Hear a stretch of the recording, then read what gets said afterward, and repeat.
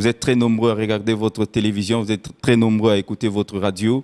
Vous êtes bel et bien dans votre émission que vous avez pris certainement l'habitude de suivre ici chez nous. Nous sommes dans la joie de vous recevoir. Vous allez constater avec nous, un monsieur pouvait se réveiller un bon matin. Il s'est dit, Dieu m'a appelé, je dois commencer aussi mon église. Un pasteur désire qu'on l'appelle prophète, les prophètes désirent qu'on l'appelle bishop, les bishops sont devenus des archibishops. Aujourd'hui, il y a beaucoup d'enseignements en ce qui concerne la foi. Nous avons créé ces plateaux très intéressants. Question de partager avec les hommes de Dieu par rapport à leur foi, par rapport à ce qu'ils enseignent, par rapport à leurs croyances aussi. Et ce soir, nous sommes dans la joie de recevoir un éminent homme de Dieu. Il est de la ville minière de Colosie. Il n'est plus à présenter. Il a été avec nous dans plusieurs émissions. C'est le révérend pasteur David Makonga. Avec lui, on va parler d'un sujet qui nous a amené, qui est aussi très intéressant, que nous n'avons jamais entendu, qu'on va décortiquer ensemble avec lui. Les 4 facettes de la parole de Dieu. Les 4 facettes de la parole de Dieu, c'est ça le thème sur lequel nous allons parler ce soir. Pasteur David, bonsoir et bienvenue. Bonsoir, merci. Vous allez bien? Nous allons très bien par la grâce du Seigneur. Comment va l'église? Oui, au rythme du pays, hein, le Seigneur nous soutient, ça va très bien, les fidèles sont là. Tous les jours, nous vivons le miracle du Seigneur. Ok. Pasteur David, je vous ai présenté, mais il y a toujours les gens qui vont vous suivre au plateau de première fois, que ce soit sur YouTube, que ce soit à la radio ou à la télévision. C'est qui le révérend pasteur David Makonga?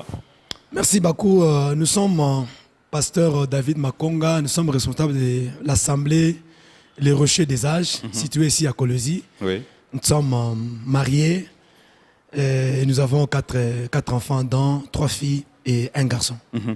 Comment avez-vous commencé cette œuvre de ministère? Vous êtes aujourd'hui pasteur, responsable.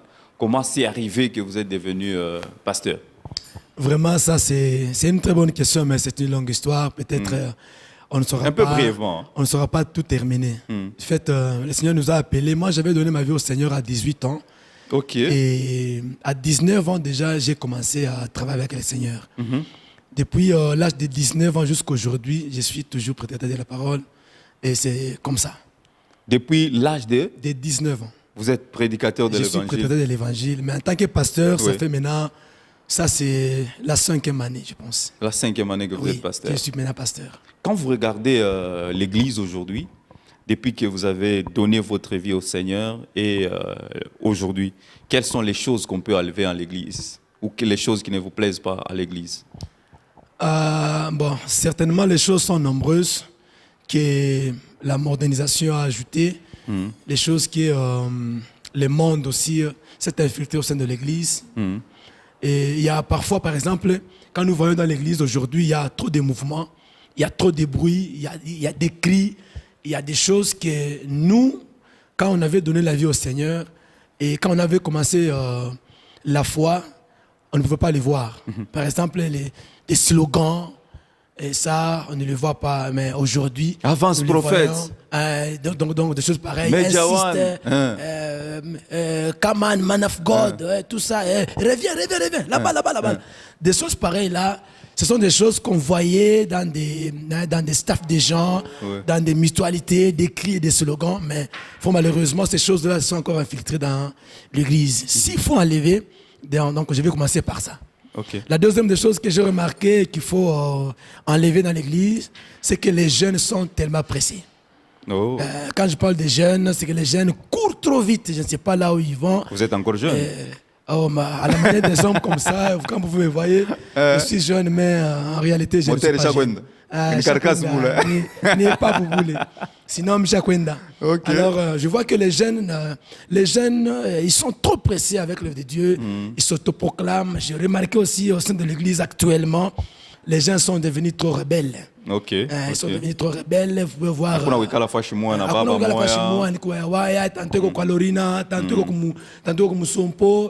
Que ce soit les jeunes et même les fidèles, ces choses-là, ça tourmente beaucoup l'église actuelle. Ok. Rocher des Âges, c'est qui les visionnaires et comment vous évoluez où aujourd'hui au quartier latin?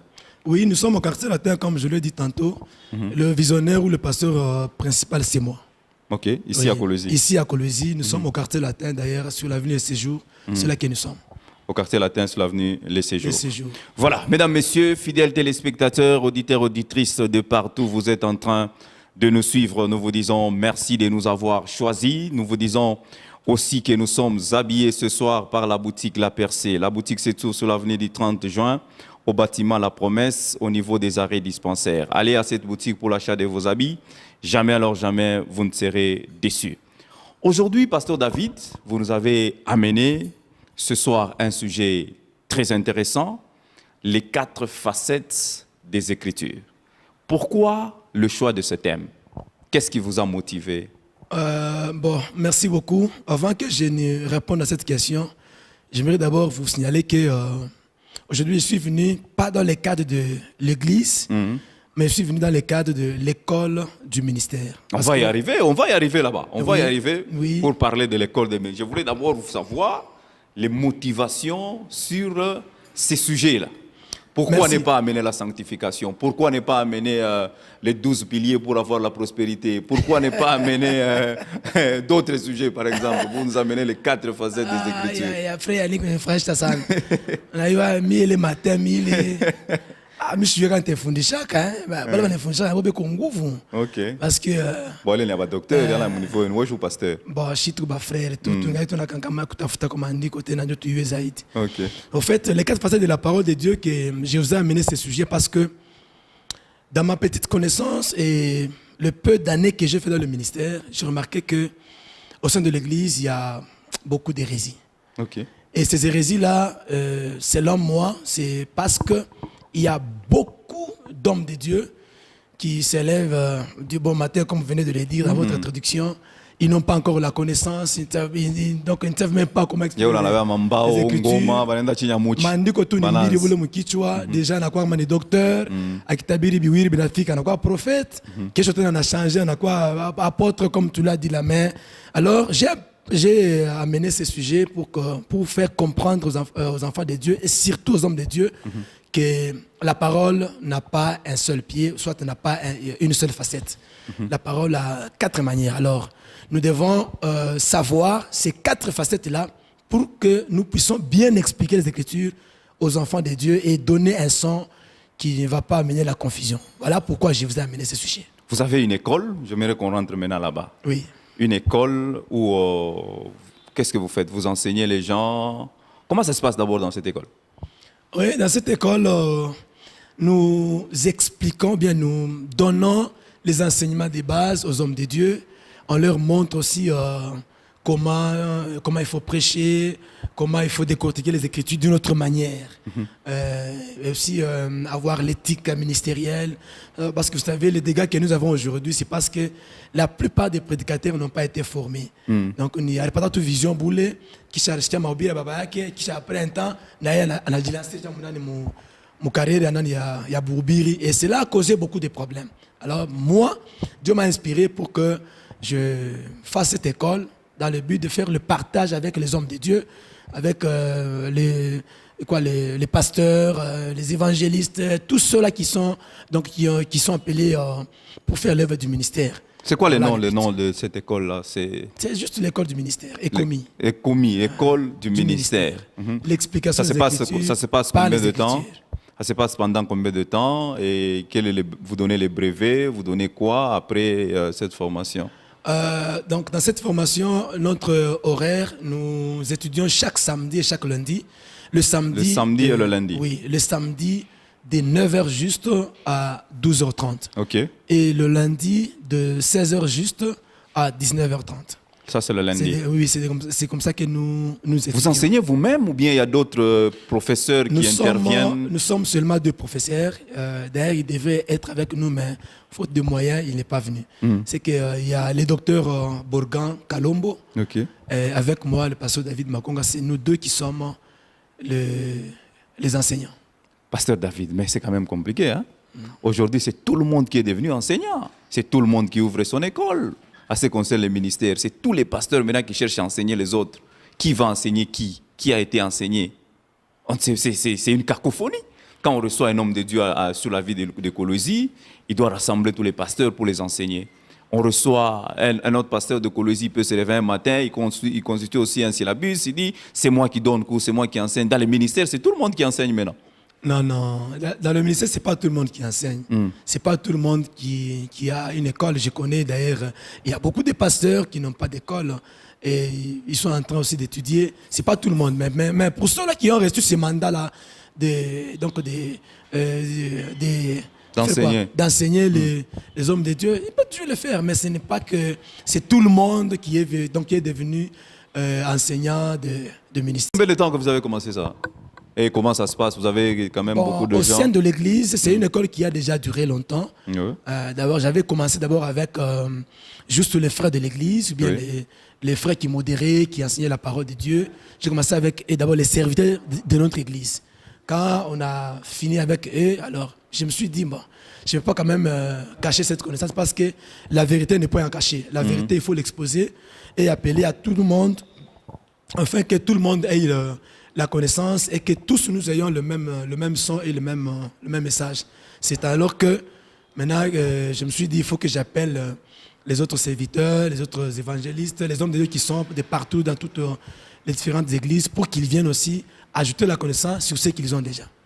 Vous avez besoin de quelle qualité de personnes dans cette école? La première qualité, d'abord, il faut Muntu Akwemelo Kwamini. Okay. Il a déjà cru le Seigneur comme Seigneur et Sauveur. Il est chrétien véritable. Deuxièmement, il a une adresse.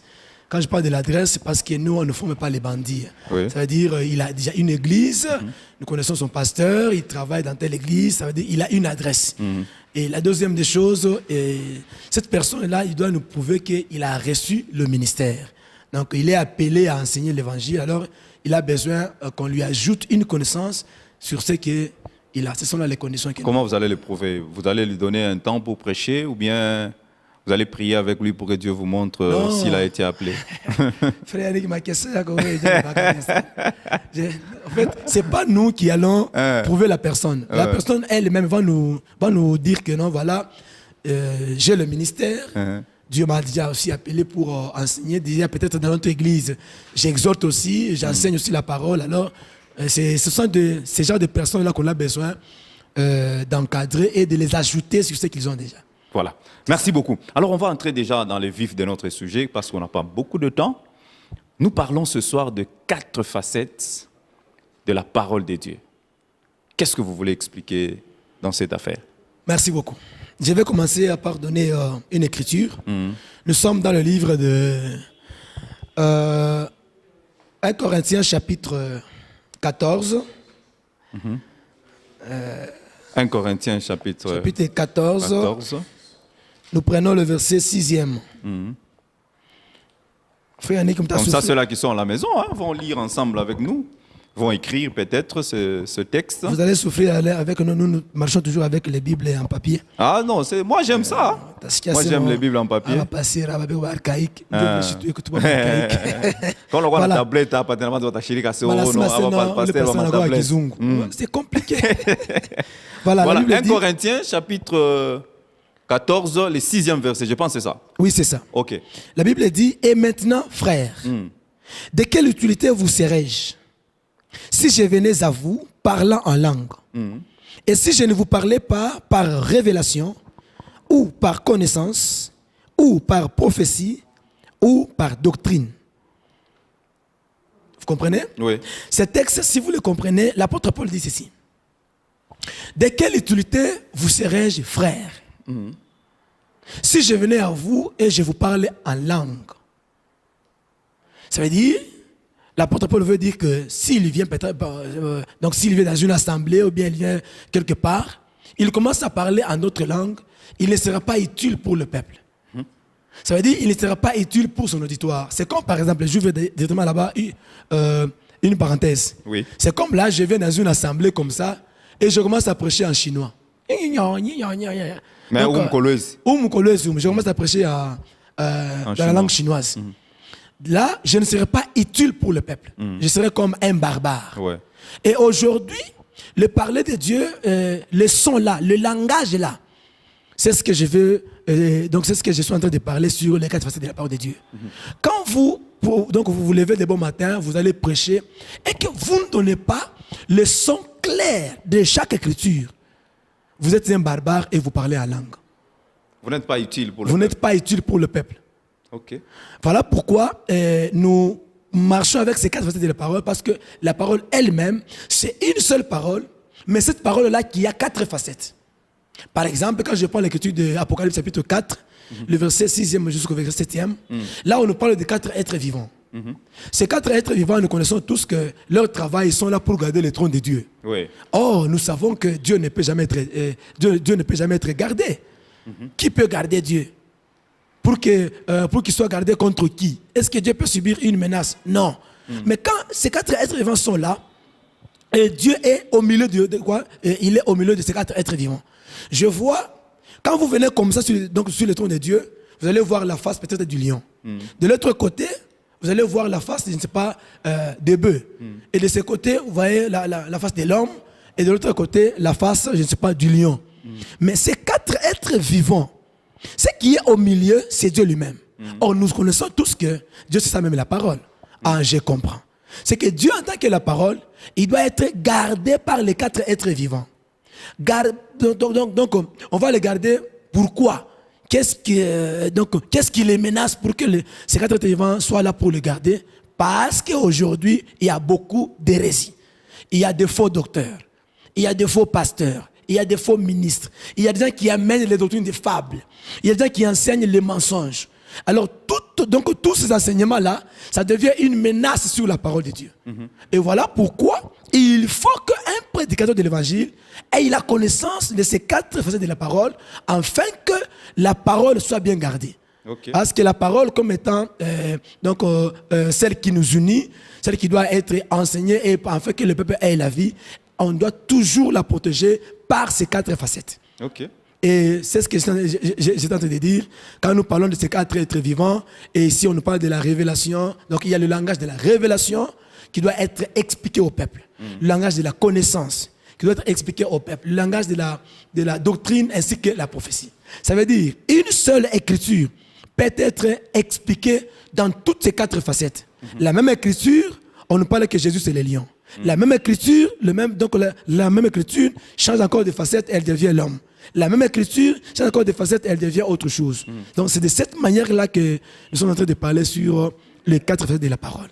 Avant que nous puissions entrer en détail par rapport à ces sujets, vous venez de souligner quelque chose de très important. Vous avez dit qu'il y a beaucoup de faux enseignants aujourd'hui, beaucoup de faux docteurs. Mais pourquoi Dieu aussi laisse ces faux docteurs-là enseigner au lieu de les tuer, au lieu de les éliminer pour que son église reste sainte comme il avait fait, bien sûr, quand il est venu là trouver les gens en train de marchander à l'église, dans le temple, à l'église. Jésus a pris les fouets, il a renversé et il les a chassés dans le temple. Mais pourquoi Dieu ne descend pas pour assainir son temple aujourd'hui? Le Seigneur a déjà planifié toutes choses. Et le monde tel que vous le voyez là, c'est un film déjà bien tourné de Dieu. Ça veut dire Dieu a déjà fixé toutes choses. Selon son temps, il y aura un temps où il mettra fin à toutes ces choses-là qui sont en train de se passer actuellement dans nos églises. Nous, en tant que les hommes, on peut penser à la manière des hommes qui aiment. Pourquoi Shibaou et tout ça? Non. Avant d'abord d'aller encore plus loin, si nous rentrons dans les jardins d'Éden, avant même que l'homme ne pêche, mais Dieu savait. Parce qu'il n'y a rien qui peut surprendre Dieu. Okay. Dieu savait que l'homme allait pécher. Parce qu'il savait que l'homme allait pécher, voilà pourquoi il avait déjà préparé l'agneau avant même que l'homme ne pêche. L'agneau était déjà préparé. Mais l'agneau était déjà préparé, c'est ce que les Écritures nous disent. Si nous lisons dans les livres de... Je crois que c'est Pierre qui nous parle déjà. Il dit, l'agneau était déjà prédestiné avant même la fondation du monde. Okay. Voilà pourquoi les jours où Adam et Ève ont péché, et ils se sont cachés devant la face du Seigneur, la Bible dit, ils sont allés cueillir le feuille pour faire le vêtement. Ah oui, pour se cacher et cacher leur nudité. Dieu est venu par son amour parce qu'il avait déjà préparé l'agneau. Il prend un animal, il le tue. Et quand il tue l'animal, vous savez ce qui s'était passé? Dieu a tué l'animal, mais il s'est servi que de la peau. Seulement. Il prend la viande et le sang, il a gardé ça. Quand il prend la peau là, il a cousu le vêtement, comme j'ai toujours dit, je le répète encore ce soir, que le premier tailleur, ce ne sont pas nos frères que nous voyons aujourd'hui. Le premier tailleur, c'est Dieu lui-même. Dans les jardins d'Éden, Dans le jardin d'Éden, ça a commencé avec lui. Quand il a vu l'homme était nu, directement il dit non. L'homme ne peut pas exposer ses parties intimes comme ça. Il tue un animal. Et quand il tue l'animal, il se servi seulement de la peau. Pourquoi? Parce que c'était aussi un langage. Vous voyez déjà là, quand je parle de ça, je suis dans le langage de la révélation. Okay. C'est une même écriture. Une autre personne peut aussi parler de cette écriture d'une autre manière, mais c'est la même écriture, ça ne peut pas changer de forme. Ouais. Et ça ne peut pas changer son contexte pour que le son demeure toujours clair et que ça soit bénéfique devant le peuple de Dieu. Quand Dieu se servit seulement de la peau, vous savez que la peau est élastique. Hein? Oui. Donc c'était un langage qui disait que cette élasticité de la peau, c'était tout un temps, toute une période de la loi. Là où Moïse devrait passer avec le peuple, et cette élasticité-là de la peau, c'était la longévité ou bien la durée même de la période de la loi qu'il passait. Et donc, il fallait que le peuple, ou bien les gens vivent un temps là où le péché serait couvert. Vous voyez? Maintenant, lorsque ce temps-là de la peau a fini, voilà pourquoi Dieu maintenant s'est souvenu, il dit non, j'avais gardé la viande, j'avais gardé aussi le sang. Et quand Jésus est venu, il est venu comme l'animal qui a été tué dans le jardin. Mais Jésus est venu et il n'avait pas de peau. Voilà pourquoi au jour de sa chair, il a dit quoi? Prenez ma chair, buvez mon sang. Mais il n'a pas parlé de la peau. Il n'a pas parlé de la peau. Pourquoi? Parce que la peau, Dieu lui avait déjà ôté cela et il avait couvert la nudité d'Adam. Depuis le jardin d'Éden. Depuis le jardin d'Éden. C'est pourquoi quand Jésus-Christ est venu, il est venu comme une nourriture. La viande ainsi que le sang. Si Moïse, lui, ne buvait pas le sang, mais pour Jésus, il nous dit, nous, de boire le sang et de manger sa chair. Voilà. C'est un peu ça.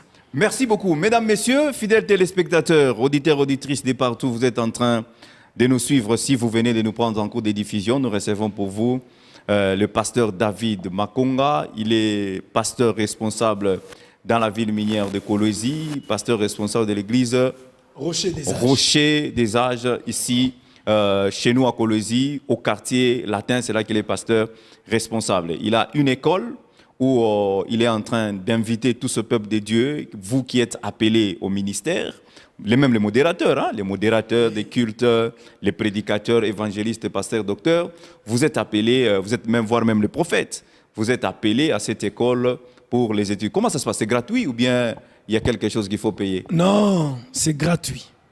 L'inscription est gratuite. Juste, on paye les syllabus pour la participation des cours. C'est tout. On achète seulement les syllabus? On achète seulement les syllabus et puis à un prix là très faible. Ok. Voilà. On va maintenant parler de ce 4 pattes. Quand nous voulons parler, d'après vous, les 4 pattes là, on peut prendre de quelle patte pour commencer avec?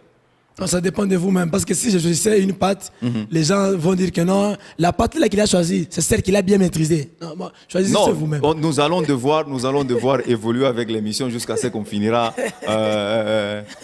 toutes les 4 pattes de l'évangile.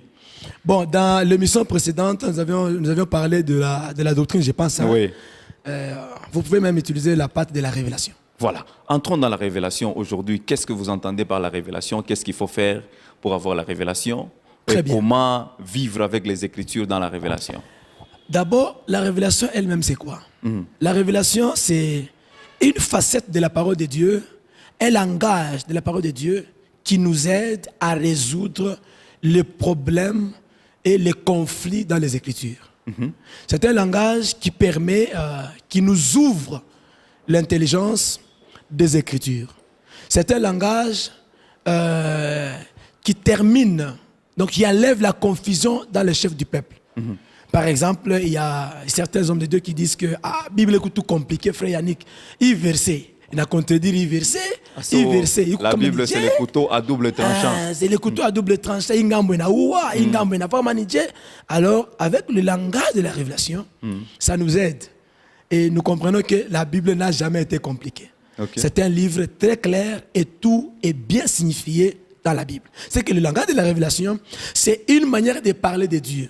C'est une façon d'expliquer les Écritures. Par les Écritures, tout en évitant plusieurs témoins à se mêler dans la prédication, bien dans l'enseignement, afin de donner un son clair au peuple du Seigneur. Ça, c'est le domaine de la révélation. Le domaine de la révélation. Bon, quand nous sommes toujours dans la révélation, on peut être dans un culte, quelqu'un peut vous dire, là, quand on était en train de prier, j'ai vu. Ça, c'est aussi une révélation. Un prophète peut recevoir un message, il va vous dire, j'ai vu. C'est aussi une révélation. Quand quelqu'un est dans les Écritures, il fait ressortir quelque chose, c'est aussi une révélation. Qu'est-ce que vraiment la révélation? La révélation elle-même, si je n'ai pas encore ajouté autre chose, c'est ce mariage-là des Écritures. Ça veut dire, vous unissez une Écriture avec une autre. Vous voulez expliquer une Écriture, vous l'expliquez avec une autre Écriture. Vous voulez expliquer une Écriture, vous l'expliquez avec une autre Écriture. Les visions que le frère prophète voit, bon, ça c'est dans leur domaine. Hein. Si nous voulons entrer encore un peu là-dessus, c'est qu'il y a une différence entre une révélation des Écritures et une vision qu'un homme de Dieu peut voir. Et là, nous sommes dans le même, là, des dons spirituels. Mais la révélation dont on parle, c'est la révélation dans le ministère de la parole. Vous voyez? Ça veut dire que nous sommes en train d'expliquer les Écritures par les Écritures. Quand un homme de Dieu, même vous là, je pense que vous aussi vous prêchez peut-être, quand vous prêchez et que vous révélez une chose là, moi si je suis là, avant de dire Amen, il faut que la chose que vous révélez là ait un appui d'une autre Écriture. À ce moment-là, j'ai dit que ça, c'est ça là, la révélation. La révélation n'est pas arrive dans la mouka frère, ni notre tubira, c'est non, on a pas vile, nani Yesu, aripana mulima. Donc, c'est qu'à partir de ça, nous passons au funu. Na weka tu n'as pas na mulima, ou t'as pas ta miracle. Ça, ce n'est pas la révélation. Donc, à vous entendre parler, la révélation ne doit pas contredire la parole. Ne doit pas contredire la parole. C'est l'explication des Écritures par les Écritures. Par les Écritures. Voilà. Quand vous nous dites que, par exemple, vous prêchez, je prends un exemple terre à terre. Vous voulez peut-être enseigner sur la montagne. Oui. Hein?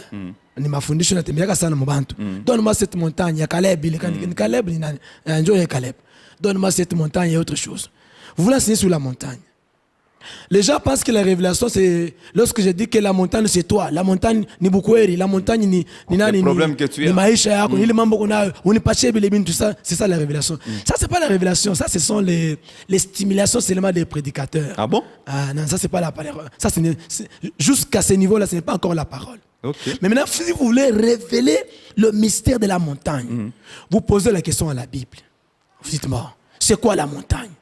D'abord, à la manière des hommes comme ça, on dit, bon, la montagne, c'est une terre élevée au-dessus d'une autre terre. Vous voyez?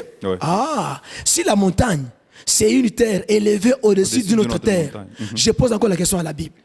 C'est quoi la terre? Mais Moïse vient, il me répond. Nous lisons dans la Bible dit, dans Genèse chapitre 2, lorsque Dieu devait créer Adam, il a créé Adam par la terre. Et même le nom Adam signifie terre. Ah, c'est quand on parle de la terre, quand on parle de la montagne, c'est Adam. Ah, maintenant comment est-ce que Adam est élevé au-dessus d'une autre terre? Ça veut dire que c'est Adam qui est là, c'est toute une montagne, et là où il est, c'est la terre. C'est que c'est une terre qui est élevée au-dessus d'une autre terre. C'est que si on parle de la montagne, c'est tout un homme. Ah, comment est-ce que la montagne doit être un homme? Parce que la montagne elle-même d'abord, elle a trois parties. Il y a le milieu de la montagne, plutôt le bas de la montagne, le milieu de la montagne et le sommet de la montagne. Les trois parties là de la montagne n'est rien autre que les trois parties de quoi? De l'homme. L'homme, selon le livre de quoi? De 1 Thessaloniciens, je crois, chapitre 5, verset 17, non, 5, verset 20. Il dit que les dieux de paix vous sanctifient tout votre être, l'âme, le corps et l'esprit. Ah, si la montagne, c'est l'homme Adam, alors on doit chercher qui est véritablement la montagne. Et on pose encore la question à la Bible. Jésus vient.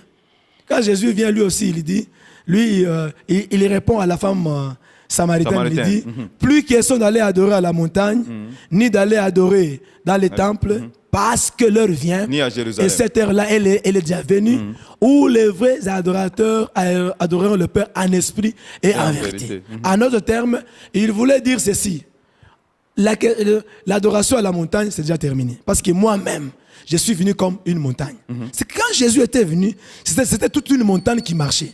Lui-même, Jésus, quand il est encore venu, c'était tout un temple. Parce que même le temple de Salomon aussi a aussi trois parties. Il y a le parvis, il y a les lieux saints et les lieux très saints. Même Jésus lui-même, il a aussi trois dispensations. Le même Jésus, il est le Père. Le même Jésus, il est le Fils. Le même Jésus, il est l'Esprit.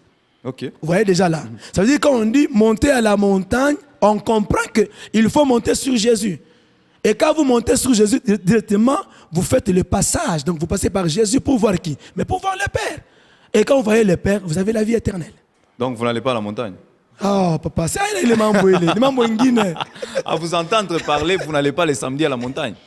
Maintenant. Allez à la montagne. Aller à la montagne à la manière des hommes là. Jésus Oui, mais allait à la montagne avec les si disciples. je peux aller à la montagne, Oui. c'est que ce n'est pas que c'est à la montagne où il y a l'onction. Ce n'est pas à la montagne où il y a le pouvoir. Non, c'est un lieu de retraite. Où un les gens lieu peuvent seulement où peut-être c'est calme, là où les enfants ne vont pas me déranger. Maintenant, ma répétition, mais là, je vais à la montagne. C'est pas que c'est à la montagne où il y a Dieu. est à la montagne. Non. L'onction est à la montagne. Le miracle et l'onction se trouvent dans l'explication des Écritures. Ce n'est pas à la montagne. C'est pas là-bas. Même si vous faites 14 jours. Et puis, Si les montagnes aujourd'hui, c'est compliqué. Les gens vont là-bas avec les instruments. À la montagne. Nous, nous y allons. Les gens vont là-bas avec les instruments à la montagne. Les gens lisent mal la Bible. Ils pensent que comme Aouza alikufuaka, c'est parce que alifia kumsaidia Mungu. Hapana. C'est lui qui a fait tuer Uza, c'est David. Comment ça? David, avec la modernisation, il est venu donc, récemment là au trône. Il a commencé maintenant à régner. Après quoi, il dit non.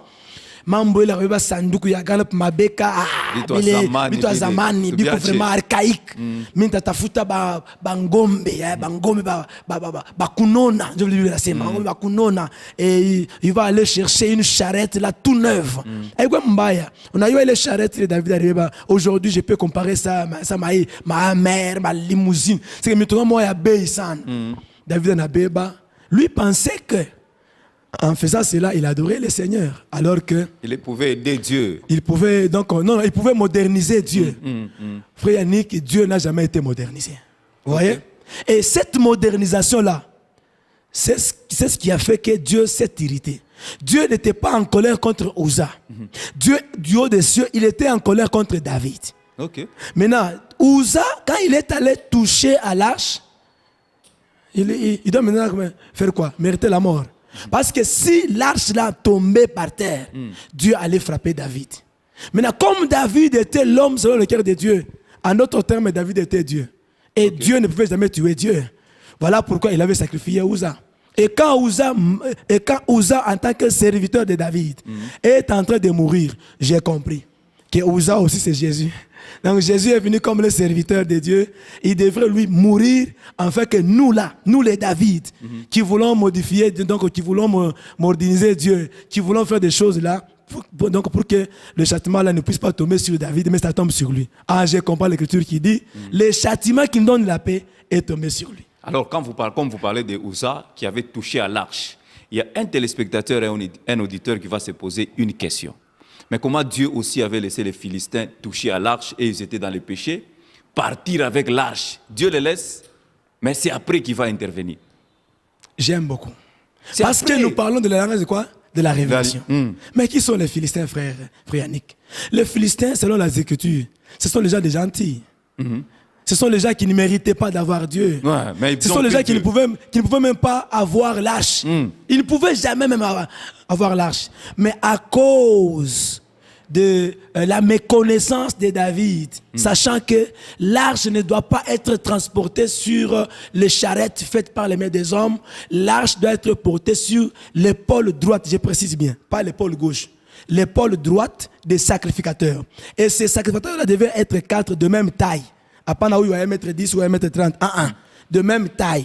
Il y a aussi une explication par rapport à ça.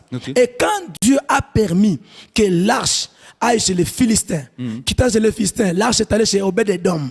Après 3 mois, c'est alors que maintenant David même cependant, Uza, lui, il a seulement touché, il est mort. Mais Dieu va laisser 3 mois. Non, il a bien fait, frère Yannick. Il est compliqué, Dieu. Parce que selon l'explication de cette histoire-là, les Philistins, c'est nous.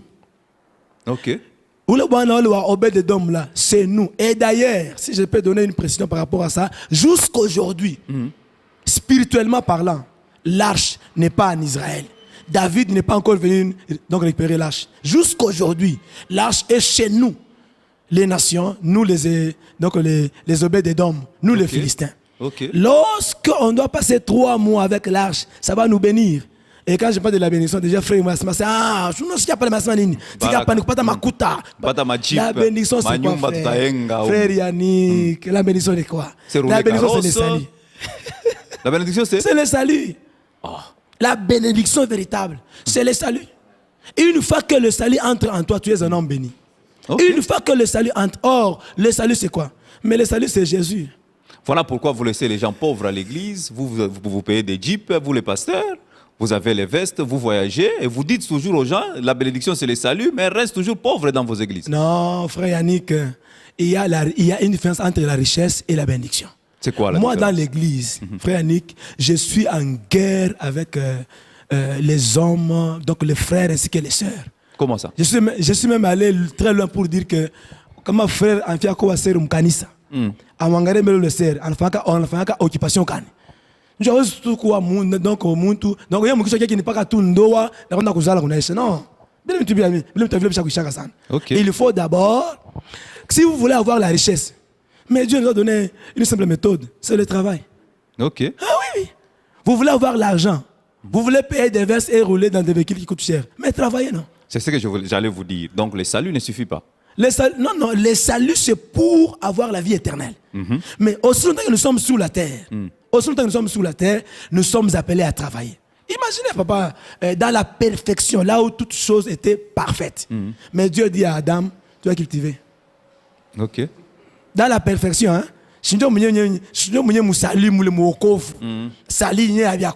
Mais Dieu dit à Adam, tu dois travailler. Cultiver et garder. Moi, je suis contre tous les pasteurs, les frères, les serviteurs de Dieu qui négligent l'aspect de travailler. En tant qu'homme de Dieu, Nakutumika, elle n'est pas quoi, elle n'est pas engager pour cesser. Kutumika, elle n'est pas engager pour moa.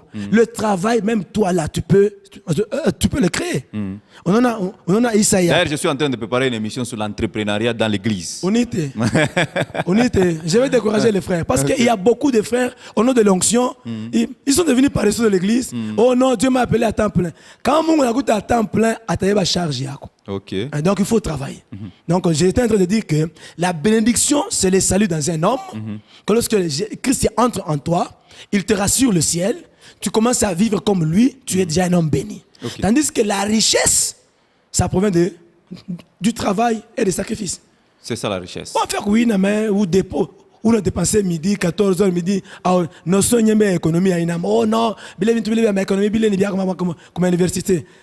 Bien. Jésus lui-même, après avoir multiplié le pain, il nous a enseigné la notion quoi? De l'économie. Ils disent quoi? Il a dit quoi aux apôtres? Il dit, après avoir mangé, servi les 5000 personnes, ne jetez pas. Ne jetez pas. Ne gaspillez pas.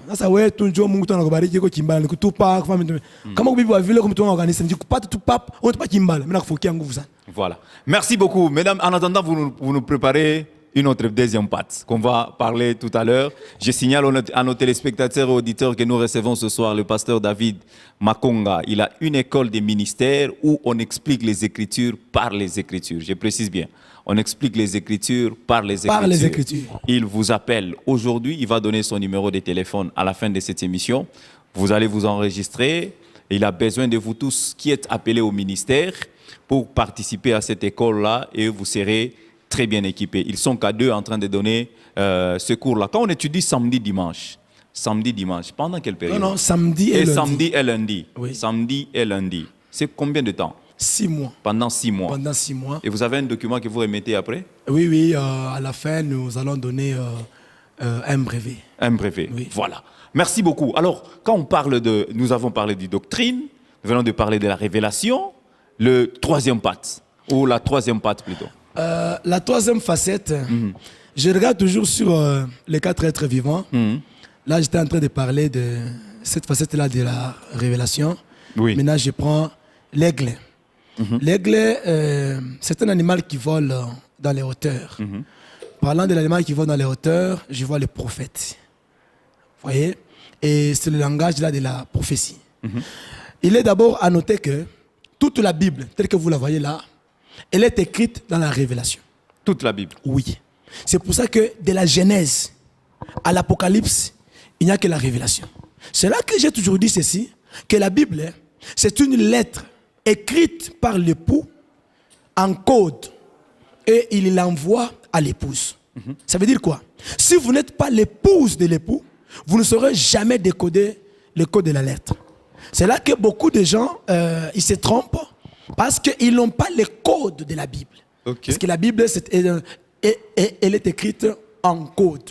Voilà pourquoi nous disons que le langage de la révélation doit toujours commencer à faire quoi? À intervenir. Quand vous lisez Genèse, donc le livre de la Genèse chapitre 1, par exemple, vous allez voir que Genèse 1 et Genèse 2, il y a comme s'il y a des choses qui se répètent. Comme si Dieu a créé deux fois. Dans Genèse 1, verset 26, Dieu dit faisons l'homme à notre image. Mais arrivé dans Genèse 2, verset 7, Dieu dit, la Bible dit, Dieu a façonné l'homme en prenant la poussière de la terre. Vous voyez? Et quand vous avancez encore là-bas, dans Genèse 4, on nous parle maintenant de la semence la semence du serpent. Plutôt Genèse 3, quand le serpent est venu, il a commencé à parler avec la femme. Tout ça, ce sont des mystères, c'est la révélation. C'est là que les gens nous trompent. Oh non, ou le nyoka ou le. Ananda kusema, na yote n'est pas révélation parce que ou le nyoka ou le. C'était un acte sexuel avec Adam. Adam et na Ève. Njo Ève anakuwa mwambui. Papa.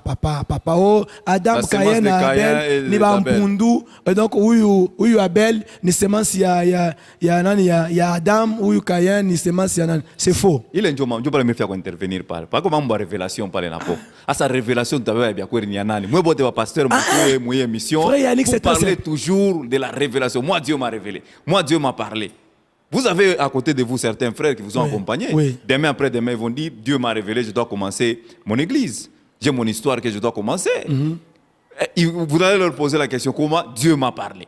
J'ai reçu la révélation. Aujourd'hui, dans la chaise où vous êtes assis, nous recevons plusieurs pasteurs. Ils viennent et vous disent, moi, Dieu m'a révélé, c'était la semence de Caïn et d'Abel. Tout ça, c'est la révélation. Dans notre émission précédente, j'avais dit que toute révélation, toute vision, toute prophétie, oh Dieu m'a dit, Dieu m'a montré, qu'il n'a pas de soubassement dans les Écritures. Frère Yannick, n'allez pas par les quatre chemins, cela provient du diable.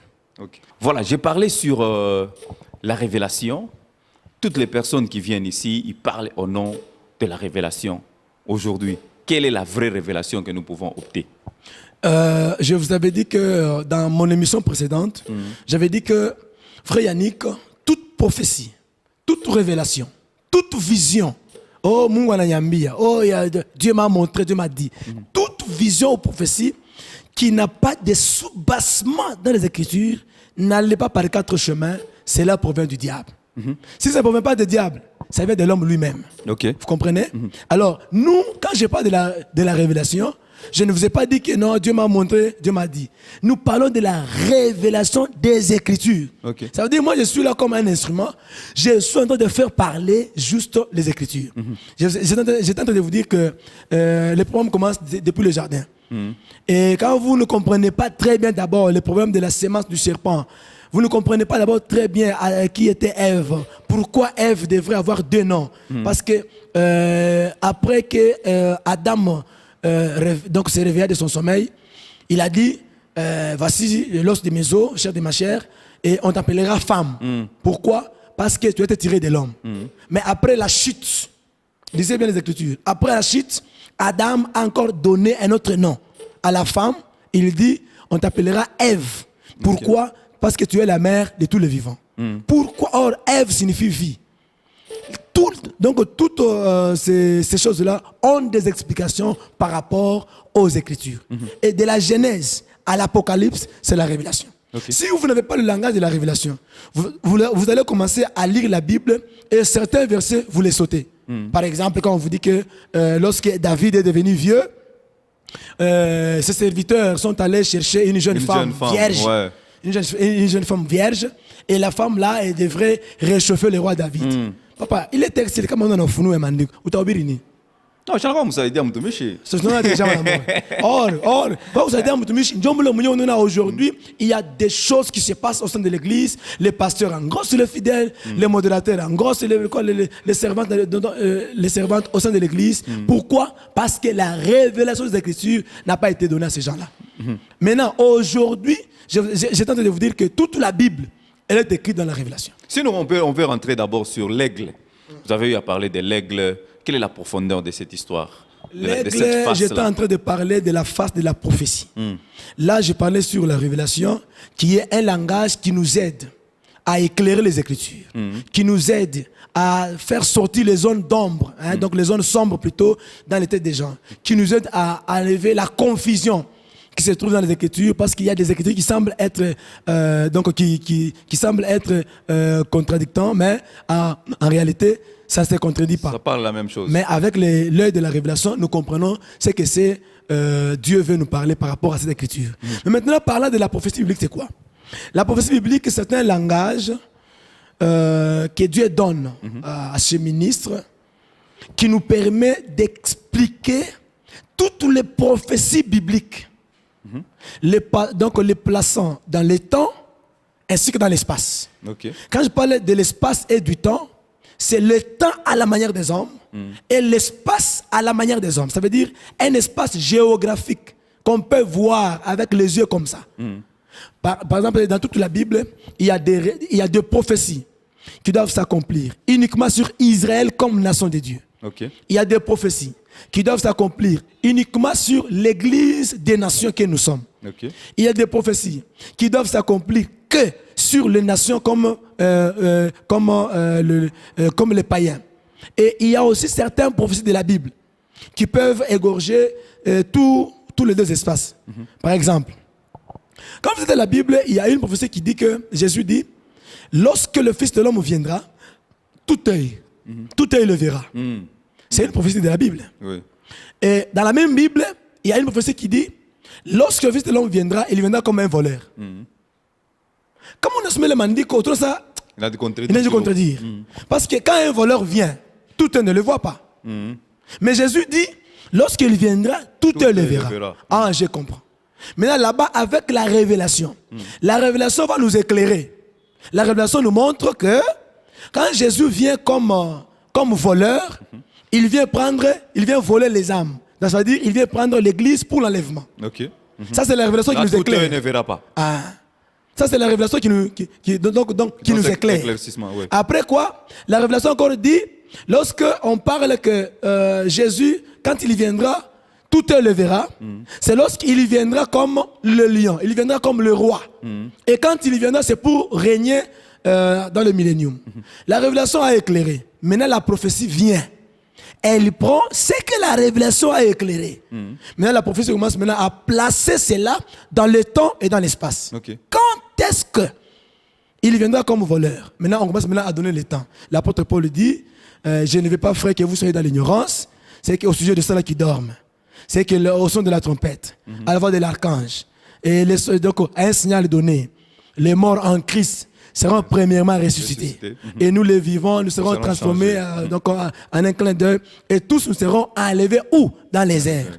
Je comprends. Maintenant, la prophétie vient et elle nous dit que elle place ce que la révélation a éclairé, que ça va s'accomplir avec les temps de l'Église. Okay. Dans quel temps? Dans le temps de la grâce. Avec quel peuple? L'Église. Ça veut dire les gens qui ont reçu le Seigneur comme Seigneur et Sauveur. Maintenant, quand on dit tout œil le verra, la prophétie va encore donner une précision.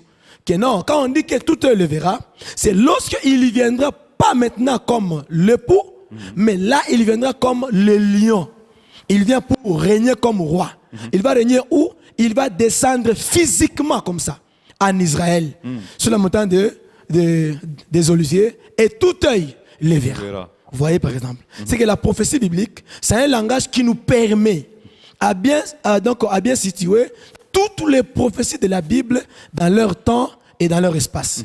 C'est aussi un langage qui nous permet à bien comprendre les écrits des prophètes. Par exemple, le livre de Daniel, le livre d'Ézéchiel, Zacharie. Daniel, un livre très difficile. Très difficile, mais ce n'est pas difficile. D'ailleurs, c'est un livre très simple à expliquer avec le langage de la prophétie. Quand on parle des 70 semaines là-bas. Tout ça. Les 70 semaines là de Daniel, d'ailleurs, bon, comme vous venez de le souligner là. Les 70 semaines de Daniel. Aussi, hein? Oui, là aussi c'est prophétique. Ça, c'est l'agenda de Dieu. Un programme que Dieu a déjà fixé lui-même. Okay. C'est que c'est tout. Donc, tout ce qui se passe, ça se trouve dans les 70 semaines de Daniel. Nous sommes là dedans. Nous sommes là dedans, frère. Nous sommes là dedans. Et nous sommes où? parce que je n'ai pas le temps d'expliquer ça en profondeur. Nous sommes dans l'espace de la 69e semaine et la 70e semaine. Okay. Nous sommes dans cet espace-là. Là, c'est comme ça que la prophétie donne des précisions. Que cette prophétie, ça va s'accomplir à tel moment, en tel temps. Quand j'étais en train de parler de tout élèvera et lorsqu'il viendra comme un voleur, c'est que la prophétie donne la précision que lorsque le Seigneur viendra, c'est dans quel temps? Dans le temps de la grâce. Avec quel peuple? L'Église. Tout élèvera. C'est dans quel temps? Dans le temps des milléniums. Okay. Avec quel peuple? Israël et ainsi que la Vierge folle. Ça veut dire les gens qui vont rater l'enlèvement. Ils vont aussi passer là-bas pour vivre cela. C'est ainsi que la prophétie biblique nous permet de comprendre les écrits prophétiques tels que Daniel, comme je viens de le dire, Apocalypse, les livres que les prêtres ne touchent pas. Ils disent que non, c'est difficile. Ce n'est pas difficile. L'Apocalypse. Apocalypse. Donc dans votre école, là, ils peuvent apprendre l'Apocalypse. Ils peuvent apprendre très bien. À interpréter sans problème. Bon, ils ne vont pas apprendre l'Apocalypse, mais ils vont apprendre le langage de la prophétie. Et dès qu'ils comprennent comment est-ce qu'il faut expliquer la prophétie biblique, toutes les prophéties bibliques, tous les livres prophétiques de la Bible, ils peuvent très bien les expliquer. Il y a quelqu'un qui nous suit là, il peut peut-être se poser la question, parce que vous êtes en train de parler de la révélation. Il y a quelque part où la Bible dit, si votre œil vous empêche, il faut la détruire. Si votre main vous empêchera d'entrer au ciel, il faut couper la main. Il y a certaines personnes qui vont prendre les couteaux, la machette,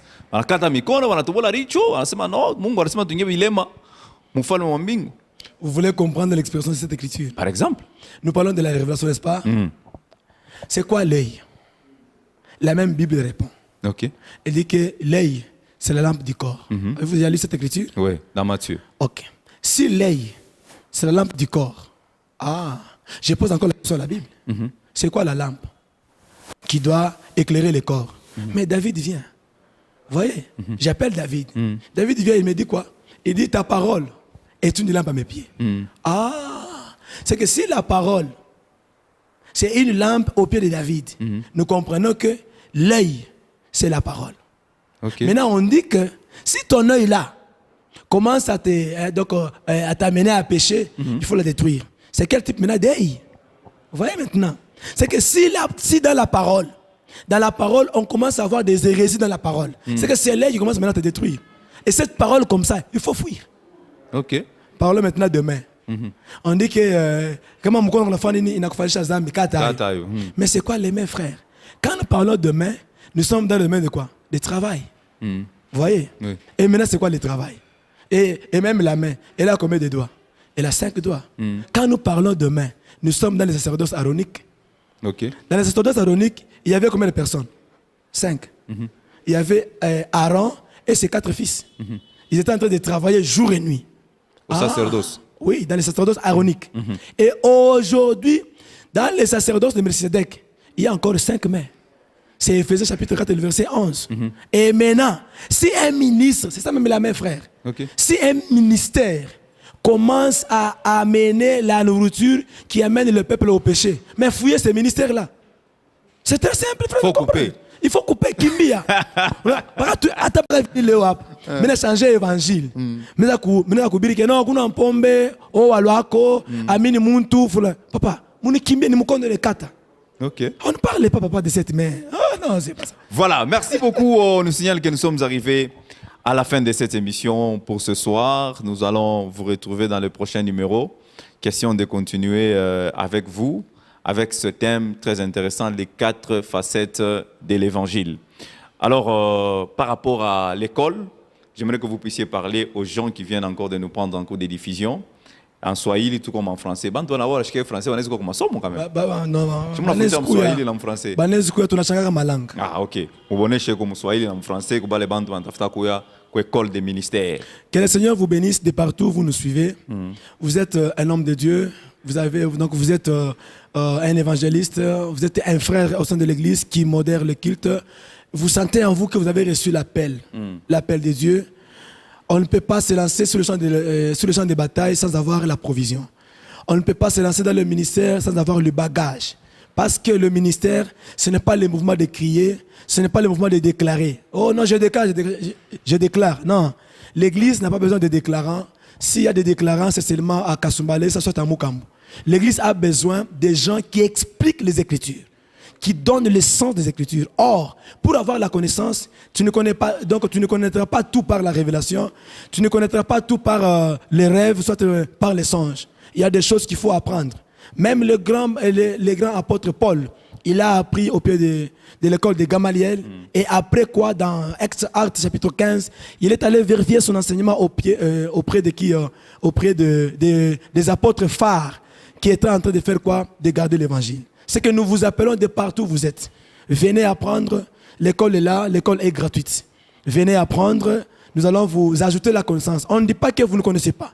On ne dit pas que vous n'avez pas la connaissance, c'est juste un ajout. On ne dit pas que vous quittez vos églises. Et puis, oui, je donne aussi cette précision-là. On ne dit pas que vous quittez vos églises pour venir dans la mienne. Non, ce n'est pas ça. C'est question juste de renforcer la connaissance. Donc, vous équipez, vous donnez les choses qu'il vous faut parce que vous allez vous rencontrer avec les difficultés dans les Saintes Écritures. Mais si vous avez la connaissance, vous serez très utile, comme l'apôtre Paul a dit. De quelle utilité vous serez si je ne vous parle pas par la révélation, la doctrine, la prophétie, ainsi que la connaissance. C'est qu'en tant qu'homme de Dieu, si vous voulez être utile à votre assemblée, apprenez ces 4 langages. Parce que si vous n'apprenez pas ces 4 langages, il vous sera vraiment difficile que vous soyez utile devant votre assemblée. Minasema hivi, mwebale bote mulipata mwito ya Mungu ya byakweli. Na mnatumikaka kazi ya Mungu ndani ya kanisa yenu. Tunamita ili tumiongezee connaissance pa ile mko nayo. Comme David il pouvait le faire quand il est allé visiter ses frères. Son père Jessé l'avait envoyé pour qu'il aille renforcer la nourriture à ses frères qui étaient sur le champ de bataille. Ainsi, moi aussi, Dieu m'a déjà commissionné. Comme un David, je sais que nous sommes tous sur le champ de bataille. Parlant du champ de bataille, ni champ ya kuhubiri sauti ya Mungu. Mwe bandugu yangu kubale basa kutangulia, bengine nabo bantufuata, bengine tatuno pamoja. Alors mukuye mwe bote tuongeze connaissance pele mukunayo pour que l'évangile soit clair et que nous chassons les hérésies qui sont en train de spéculer dans le chef du peuple de Dieu. Que le Seigneur vous bénisse. Le numéro de contact, comme ça les gens peuvent vous appeler et vous atteindre facilement. Merci, nous sommes joignables au 097 685 79 78. Et c'est le même numéro qui est sur WhatsApp. Reprenez un peu. 097 685 79 78. Même sur Facebook, écrivez seulement Pasteur David Makonga et vous allez voir que nous sommes là. Les femmes aussi peuvent venir? Oui. D'ailleurs, dans notre école, nous avons une sœur qui apprend.